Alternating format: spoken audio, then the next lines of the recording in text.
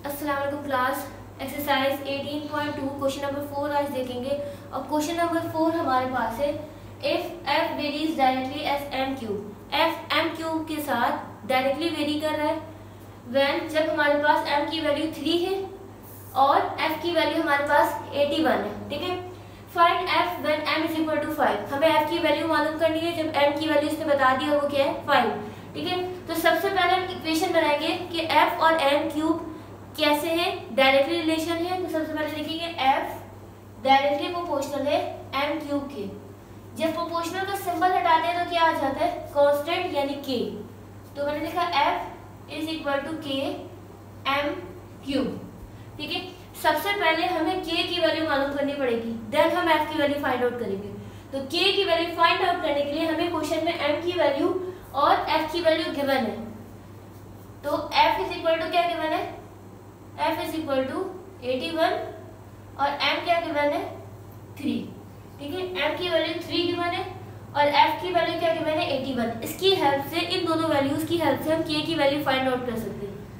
तो f की जगह पे मैंने क्या पुट किया 81 इज इक्वल टू, ठीक है ये k है, k रखा, m है, m की वैल्यू क्या है 3। ठीक है, इस 3 के ऊपर क्या आ जाएगा क्यूब, क्योंकि m के ऊपर क्यूब है इसलिए 3 के ऊपर भी क्या आ गया क्यूब। उसके बाद के 3 की टेबल को यानी 3 को हम 3 टाइम्स मल्टीप्लाई करवाएंगे। 3 मल्टीप्लाई बाय 3 मल्टीप्लाई बाय 3, 3 3 जा 9, 9 3 जा 27। ठीक है, के को सेपरेट करेंगे, के को यही रहने दो।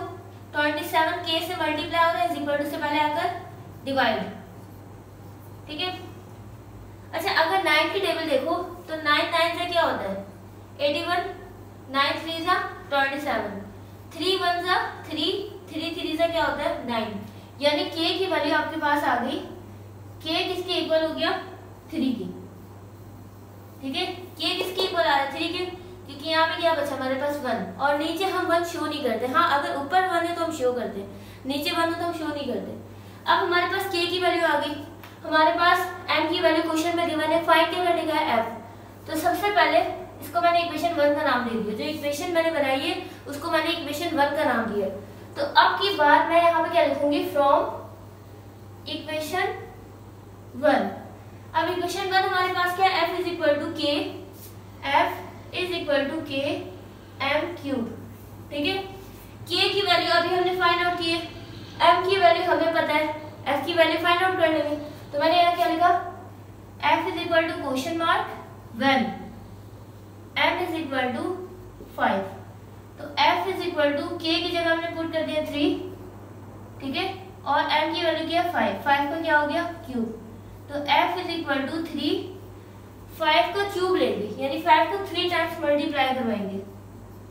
5 5 जा 25, 25 5 जा 5 5 जा 25, 125। ठीक है,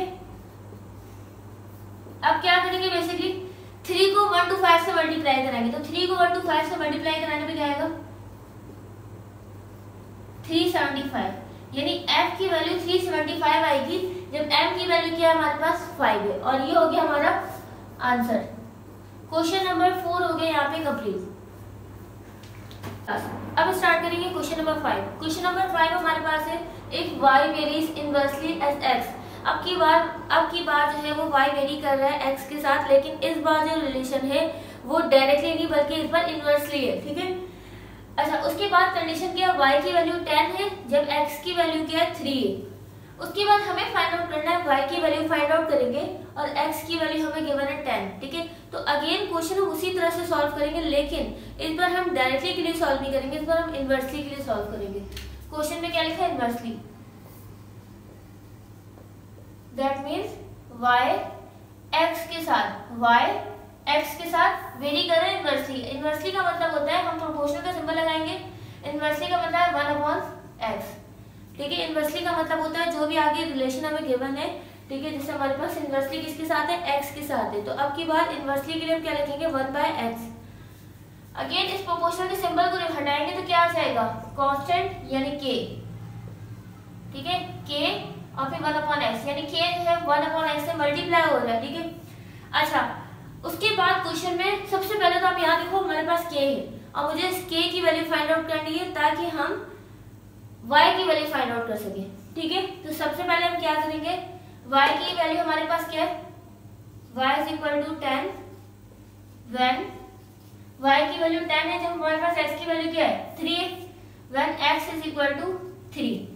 तो y की जगह हमने क्या पुट किया, 10 इज इक्वल टू k, ठीक है, multiply by 1 divide by x की वैल्यू क्या है 3। मुझे k की वैल्यू चाहिए, यहाँ पे देखो 3 1 से क्या हो रहा है डिवाइड, इज इक्वल टू से पहले आकर क्या हो जाएगा मल्टीप्लाई, तो 10 मल्टीप्लाई बाय 3, k को 1 से मल्टीप्लाई करेंगे तो k 10 3 जा 30, यानी k की वैल्यू किसके इक्वल आ गई 30 के। ठीक है, k की वैल्यू आ गई 30 के इक्वल। उसके बाद अब क्या करेंगे, हम y की वैल्यू फाइंड आउट करेंगे। y की वैल्यू फाइंड आउट करने के लिए x की वैल्यू क्या है, सबसे पहले इसको मैंने नाम दिया इक्वेशन 1, तो मैंने लिखा फ्रॉम इक्वेशन 1, फ्रॉम इक्वेशन 1। अब इक्वेशन 1 हमारे पास क्या है, y is equal to k upon x लिख दिया मैंने डायरेक्ट, k को 1 से मल्टीप्लाई करके डायरेक्ट k लिख दिया। किसी भी टर्म को, किसी भी नंबर को 1 से मल्टीप्लाई करने पे वही टर्म या वही नंबर आ जाता है, तो यहाँ पे हमारे पास क्या आ गया k। अच्छा, y की वैल्यू हमें फाइंड आउट करनी है। ठीक है, y की वैल्यू फाइंड आउट करेंगे जब हमारे पास when x की वैल्यू क्या है हमारे पास 10, तो y को मैंने ऐसे प्लेस किया इज इक्वल टू k की वैल्यू अभी हमने फाइंड आउट किया वो क्या आ गया 30, ठीक है, डिवाइडेड बाय x की वैल्यू क्या है मैंने 10, 10 कौन सा 10, 10 3 सा 30, यानी y की वैल्यू क्या आ गई 3। तो y की वैल्यू 3 आ गई when, कब, जब x हमें क्या गिवन था 10। और ये हो गया हमारा आंसर क्वेश्चन नंबर 5 का। ओके क्लास, अब देखेंगे क्वेश्चन नंबर 6। क्वेश्चन नंबर 6 हमारे पास है द वॉल्यूम B, ठीक है, अब की बार हमारे पास क्या है वॉल्यूम B गिवन है of a gas varies inversely. V जो है यानी वॉल्यूम जो है गैस का वो वेरी कर रहा है inversely as square root of the pressure. Square root of the pressure given है और हमारे पास क्या है वॉल्यूम, यानी दो हमारे पास रिलेशन है, एक V है, दो के दरमियान में रिलेशन है, एक वॉल्यूम V है और दूसरा हमारे पास है square root of the pressure, ठीक है, यानी P। इन दोनों के दरमियान में रिलेशन कैसे है इनवर्सली, तो मैंने लिखा V प्रोपोर्शनल है किसके, प्रोपोर्शनल का मतलब 1 डिवाइडेड बाय, उसके बाद क्या square root of the pressure P, square root of the pressure P, ठीक है, ये हमें गिवन है। उसके बाद लिखा इफ अगर V की वैल्यू 12 है when P is equal to 9, हमें बता दिया V की वैल्यू 12 है और P की वैल्यू क्या है 9 के इक्वल है। हमें P की वैल्यू चाहिए जब V की वैल्यू किसके इक्वल है 4 के इक्वल है, ठीक है। तो इसके लिए भी अगेन हम क्या करेंगे, सबसे पहले K की वैल्यू फाइंड आउट करेंगे, किसकी हेल्प से फाइंड आउट करेंगे, जब हमारे पास V और P दोनों की वैल्यू गिवन है तो हम K मालूम करेंगे, ठीक है।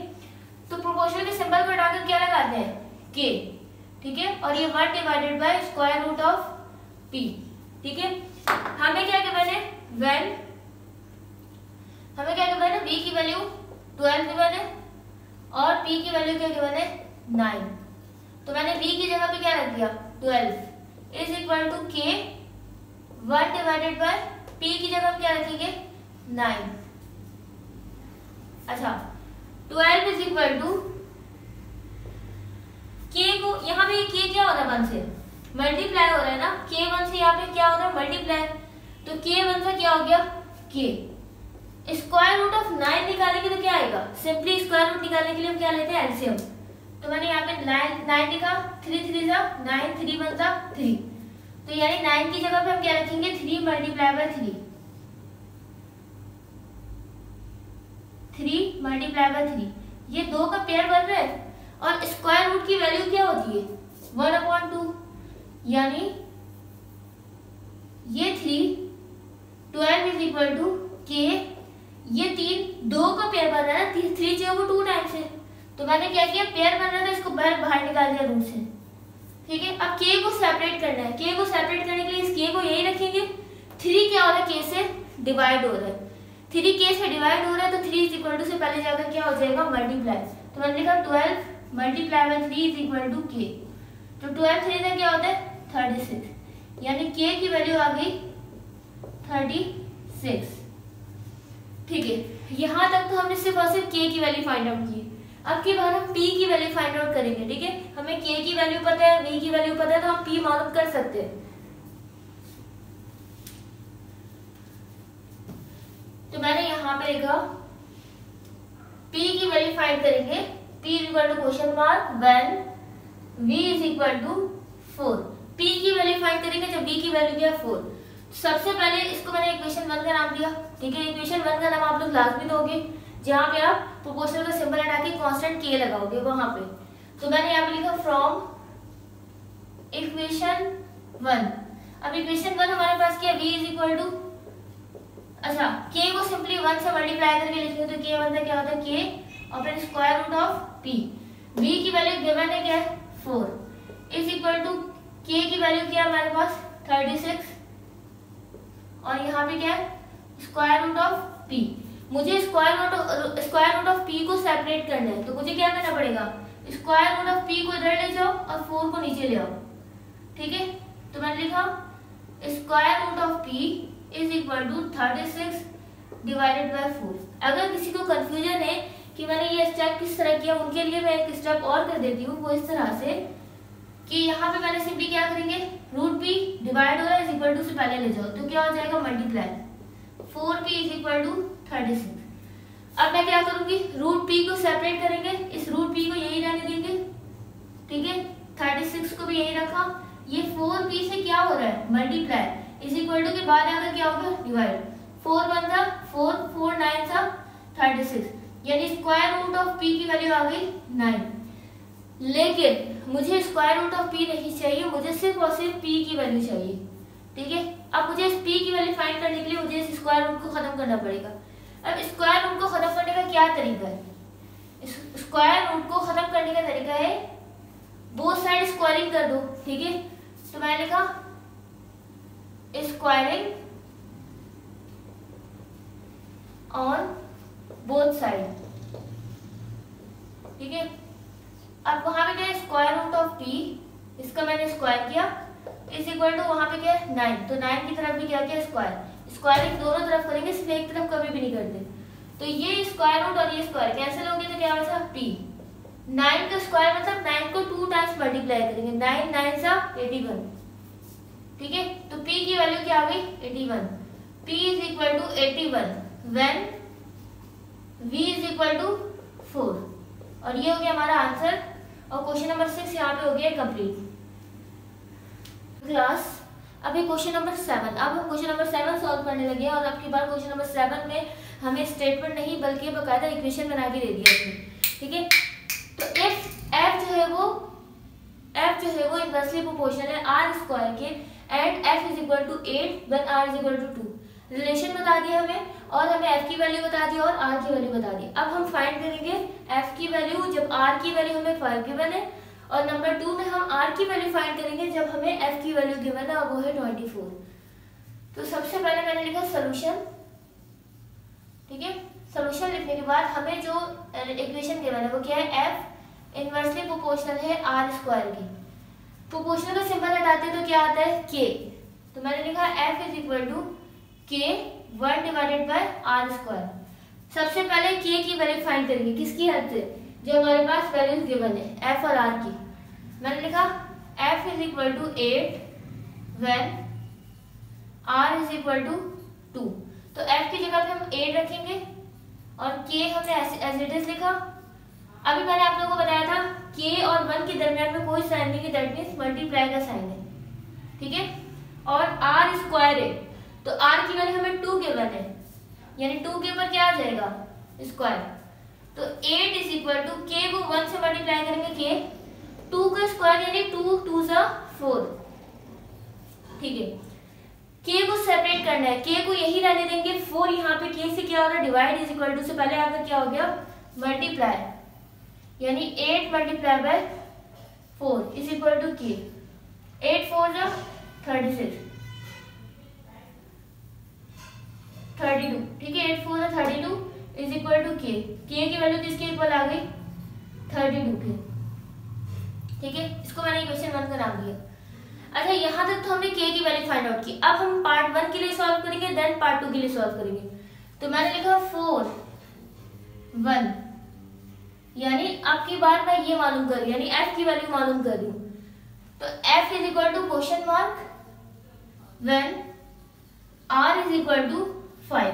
ठीक है, इक्वेशन क्या हमारे पास, फ्रॉम इक्वेशन 1 अगेन मैंने लिखा फ्रॉम इक्वेशन 1। इक्वेशन 1 हमारे पास क्या, f is equal to k को 1 से मल्टीप्लाई करेंगे तो क्या आ जाएगा, k अपॉन r स्क्वायर। ठीक है, f की वैल्यू फाइंड करनी है, k की वैल्यू पता है 32, तो मैंने लिखा f is equal to 32 divided by r की वैल्यू क्या है हमारे पास 5, और 5 का क्या करेंगे आप स्क्वायर। ठीक है, तो f is equal to 32 divided by 5 का स्क्वायर मीन्स 5 5 जा 25। ठीक है, अब ऐसी कोई टेबल नहीं है जिसमें 32 भी आता हो और 25 भी आता हो। ठीक है, तो ये हमारे पास f का आंसर आ गया। तो f की वैल्यू क्या आई है 32 डिवाइड बाय 25 व्हेन r की वैल्यू हमें क्या गिवन है 5। ठीक है, ये हमारा पार्ट 1 का हो गया आंसर। अब पार्ट 2 सॉल्व करते हैं।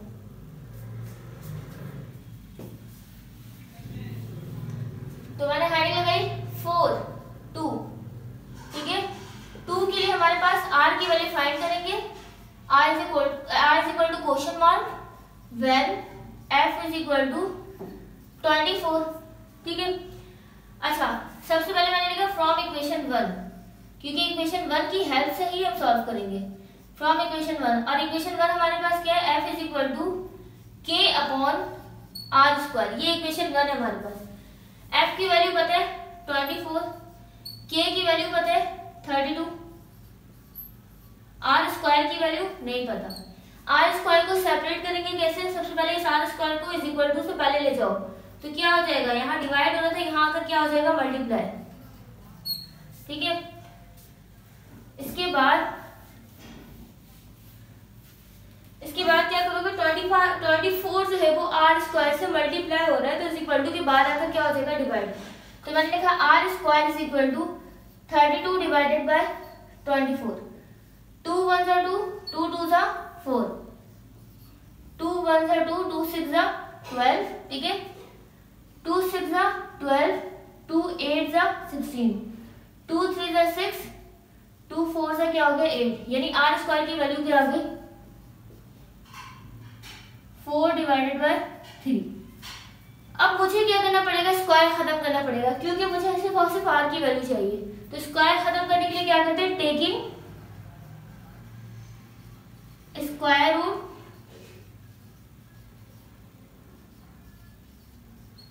On both side. ठीक है, ऑन बोथ साइड लिखा, तो r स्क्वायर के ऊपर क्या आ गया रूट, और 4 डिवाइड बाय 3 के ऊपर भी क्या आ गया रूट। ठीक है,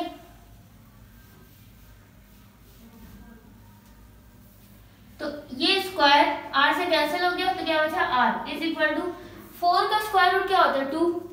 ठीक है, और स्क्वायर रूट ऑफ 3 क्या हो जाएगा, स्क्वायर रूट ऑफ 3। तो ये हो गया हमारा आंसर। ठीक है, यानी r की वैल्यू आ गई √2 divide by √3 when f is equal to, f की वैल्यू हमें क्या गिवन है 24। और ये हमारा पार्ट 2 सॉल्व हो गया यहाँ पे। ठीक है, अगर पार्ट 1 या पार्ट 2 या k की वैल्यू निकालने में अगर आपको कोई प्रॉब्लम हो रही है तो आप कमेंट सेक्शन में मुझसे पूछ सकते हो।